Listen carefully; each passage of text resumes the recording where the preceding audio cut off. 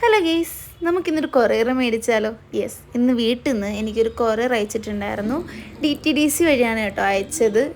250 റുപ്പീസാണ് ആയത്. 2 ഡേയ്സും കൊണ്ട് എത്തി കേട്ടോ. ഇത് വെയ്റ്റിനനുസരിച്ച് റേറ്റൊക്കെ മാറുമേ.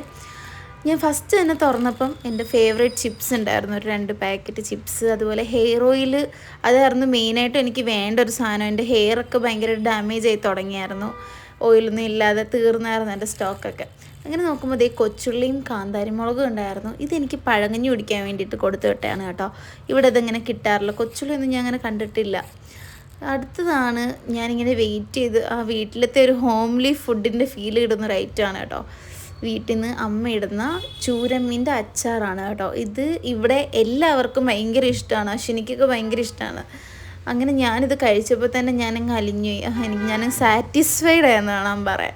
അങ്ങനെ ഞാൻ അവൾക്ക് കൊടുത്തു കേട്ടോ. അവളും ഫസ്റ്റ് ടൈമാണ് മീനച്ചാറ് കഴിക്കുന്നതെന്ന് പറഞ്ഞു. അവൾക്കും അത് ഭയങ്കരമായിട്ട് ഇഷ്ടമായി. അങ്ങനെ ഇതൊക്കെ കഴിച്ച് കുറച്ച് നേരം ചിപ്സും കഴിച്ചു. അപ്പം ഇത്രയേ ഉള്ളൂ, ബൈ.